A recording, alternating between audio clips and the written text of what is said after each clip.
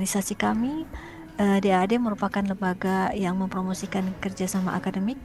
Kami berkedudukan di Bonn untuk kantor pusat kami, dan ada lebih dari 50 kantor DAAD di seluruh dunia, termasuk satu kantor DAAD di Jakarta yang memiliki kewenangan untuk wilayah Indonesia, Malaysia, Singapura, dan Timor Leste.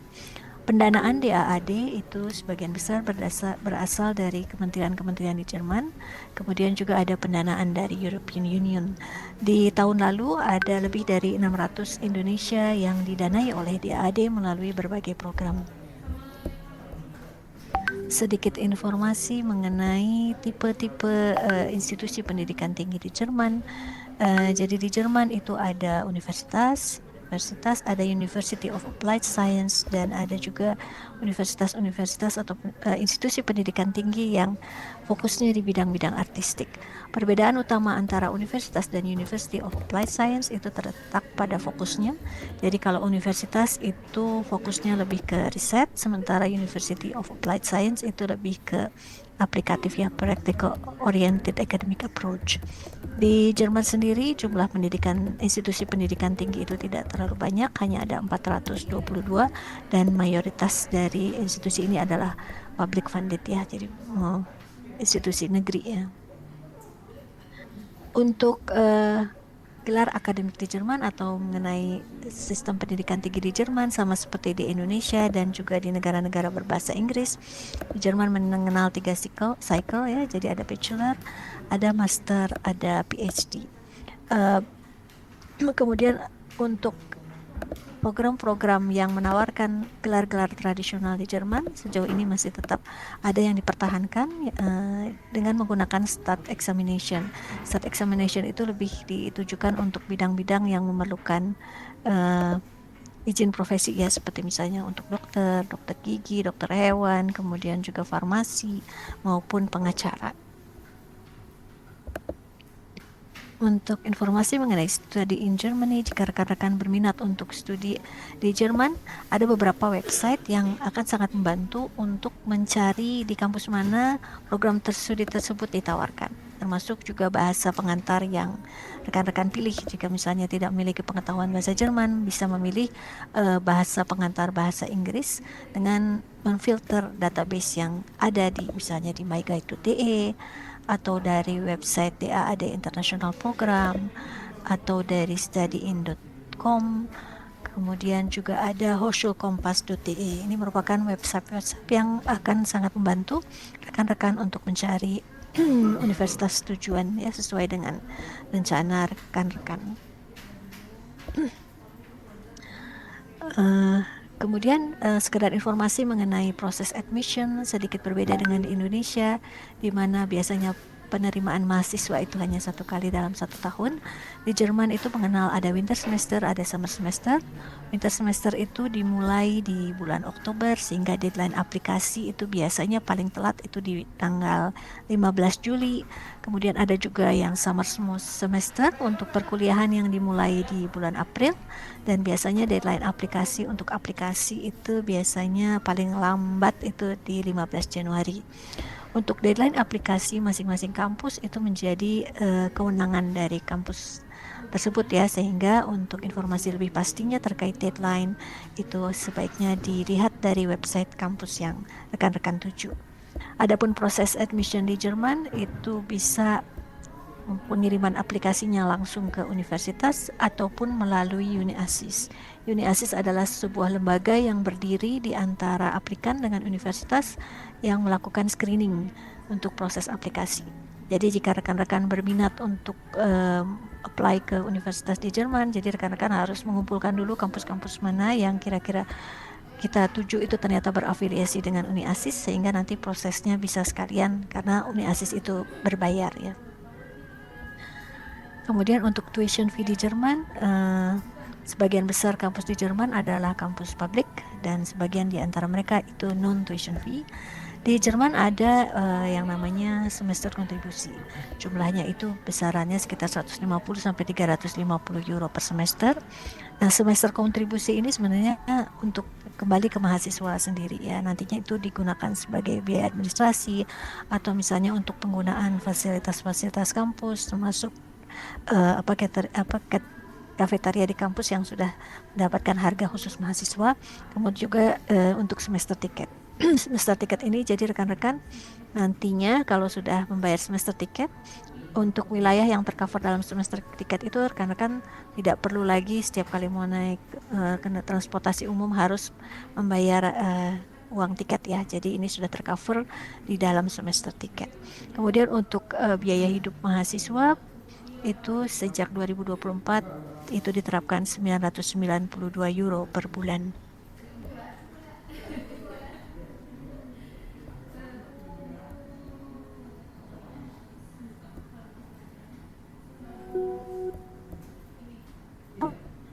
Namun selain di organisasi lain yang menawarkan funding untuk database-nya rekan-rekan www.fundingguide.de. Sekedar informasi mengenai doktoral program di Jerman. Jadi di Jerman untuk dapat mencapai gelar doktoral itu secara garis besar ada dua jalur yang rekan-rekan bisa pilih. Yang pertama adalah individual doctoral program dan yang kedua adalah structural doctoral program. Untuk yang individual doctoral program ini agak sedikit berbeda dengan di negara-negara yang berbahasa Inggris ya. Jadi untuk yang individual doctoral program rekan-rekan itu harus memiliki sebuah research proposal yang nantinya akan dikembangkan untuk menjadi disertasi ya. Dalam pengembangan proposal tersebut akan dibimbing oleh seorang academic advisor ya, university professor atau dokter senior.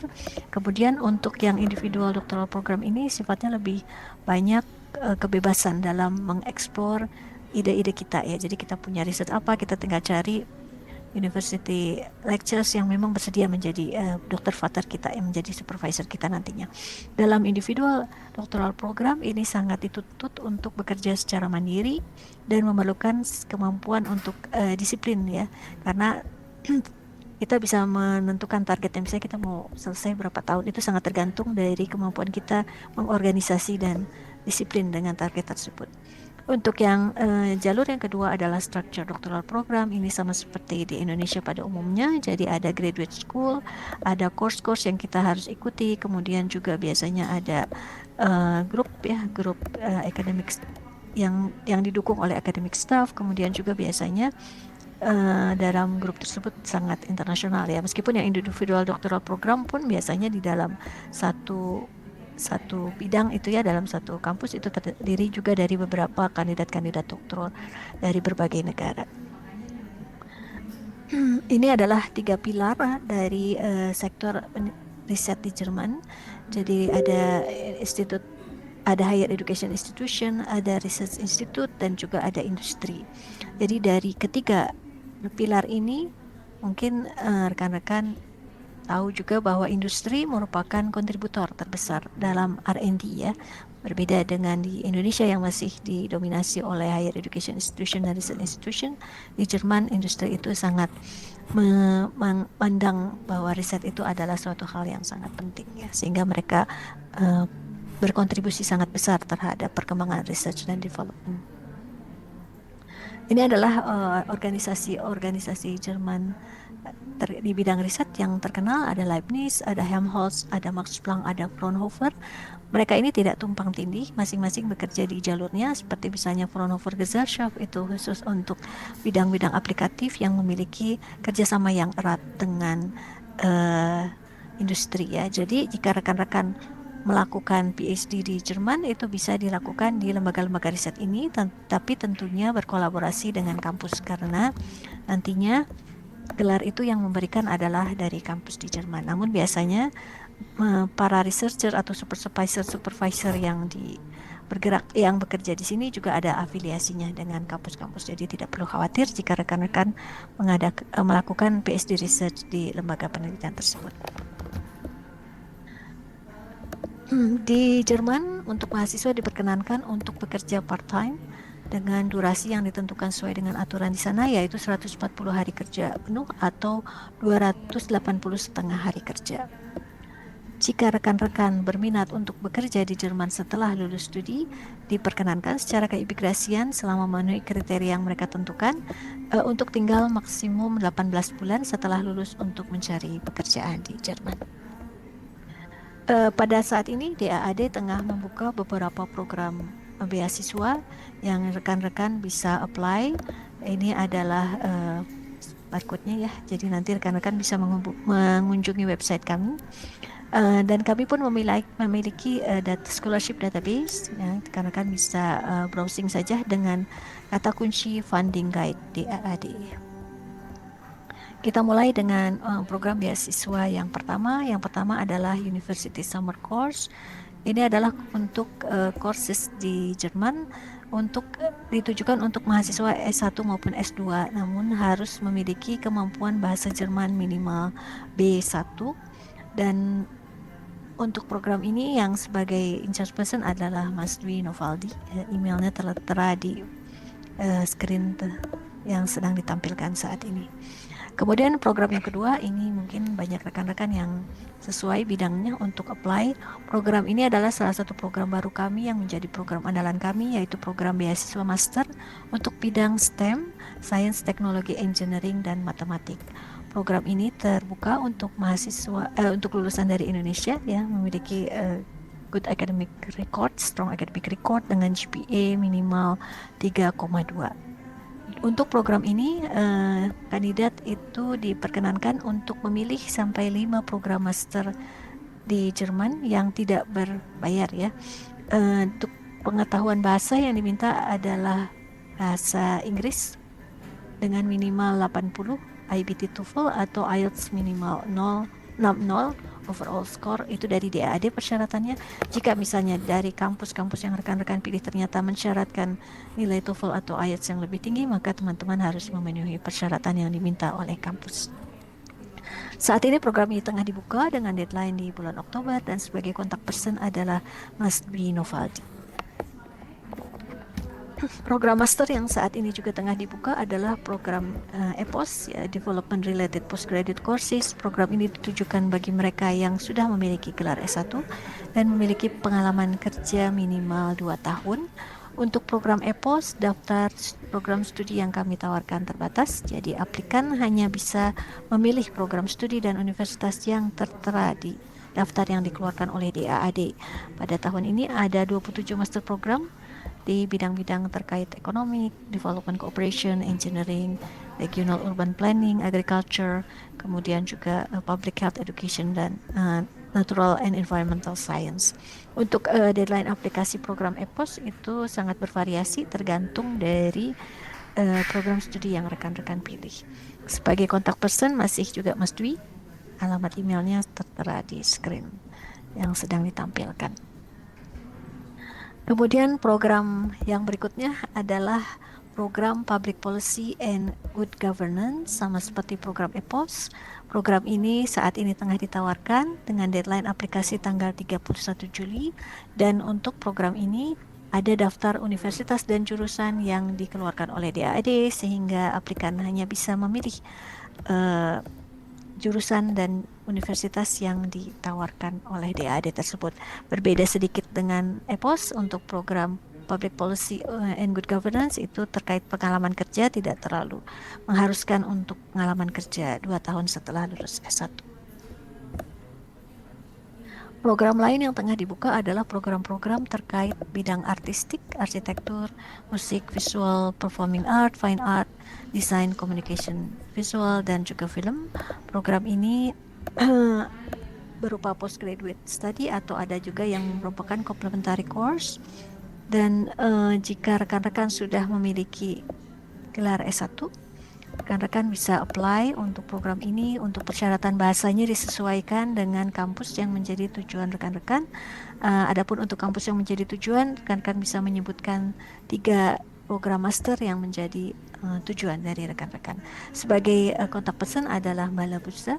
Alamat emailnya bisa dicatat. Jika ada pertanyaan bisa langsung mengajukan pertanyaan ke Mbak Labuza. Nah, Kita ke program yang menjadi flagship kami, yaitu program PhD untuk mereka yang sudah memiliki gelar master. Kami membuka kesempatan melalui program Research Grants Doctoral Program ya untuk melakukan studi S3 di Jerman. Program ini terbuka untuk segala disiplin ilmu. Jadi ada dua skema setidaknya yang kami tawarkan. Yang pertama adalah binationally supervised. Jadi rekan-rekan terdaftar S3 di Indonesia namun ingin melakukan bagian dari research-nya di Jerman. Pendanaan yang diberikan oleh DAAD adalah untuk pendanaan riset di Jerman selama 7 sampai 24 bulan. Dan untuk program yang satunya adalah doctoral program in Germany. Itu adalah program PhD yang full dilakukan di Jerman, dan pendanaan yang diberikan oleh DAAD adalah maksimal 4 tahun ya.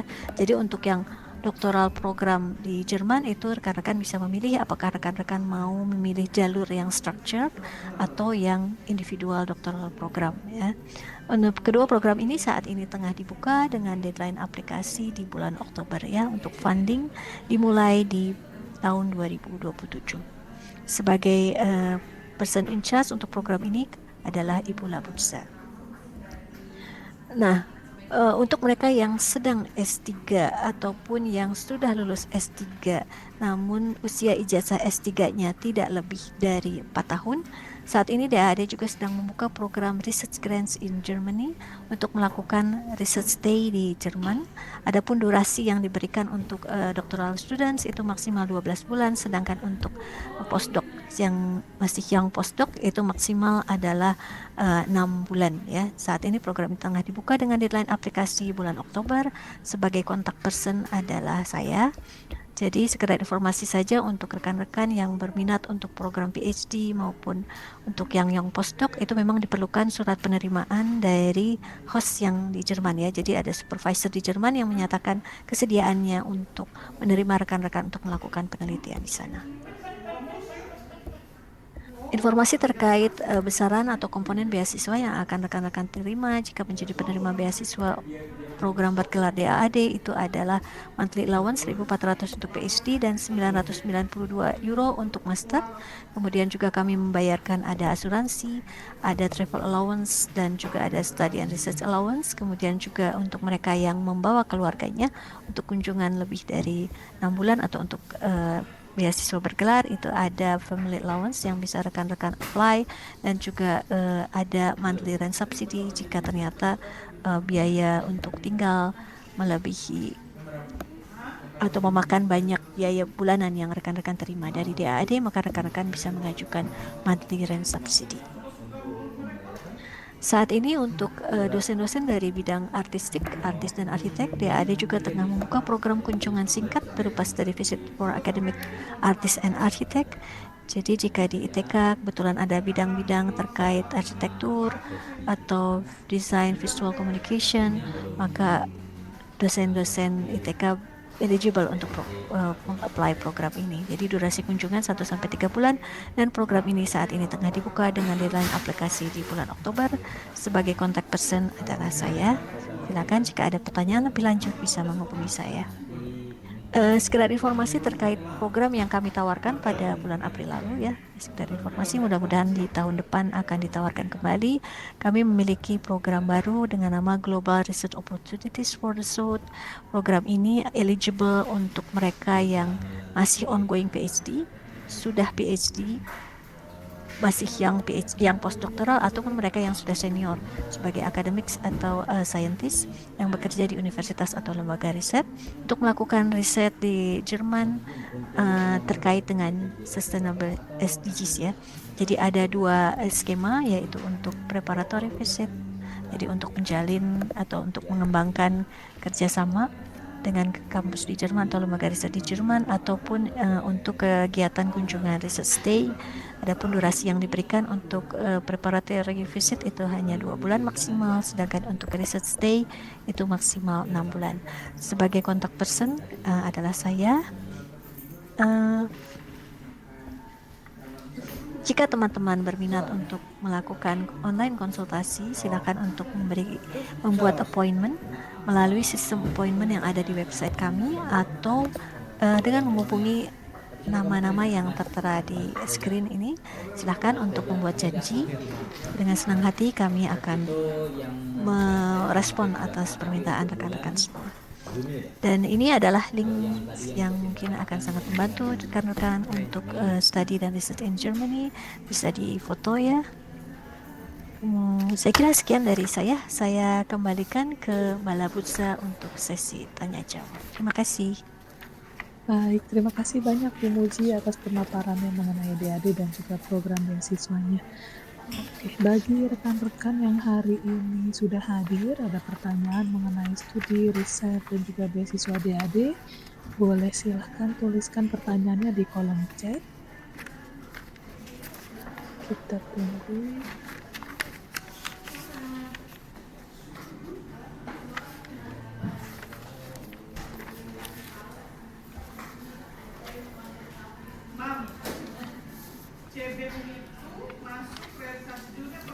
Apakah ada pertanyaan atau teman-teman langsung sibuk nih tulis motivation letter ya? Karena kita kebanyakan deadline-nya di musim gugur atau di Oktober, September, November. Kita sambil nunggu ya Mbak.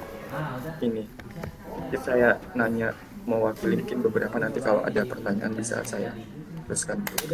Untuk yang exchange tadi memang cuma satu ya programnya, dan harus ada minimal bahasa Jermannya tadi B1 itu ya Mbak. Tidak ada yang full bahasa Inggris ya kalau exchange. Untuk yang short term ya Pak ya, betul sih. Kita dulu punya study visit tapi belakangan sudah dihapus programnya. Kalau untuk exchange itu kita biasanya memang lebih ke institutional cooperation. Jadi sebenarnya DAD itu secara garis besar ada dua funding ya, untuk yang personal funding itu yang tadi saya sampaikan. Ada juga yang project funding. Project funding itu yang kerjasama antara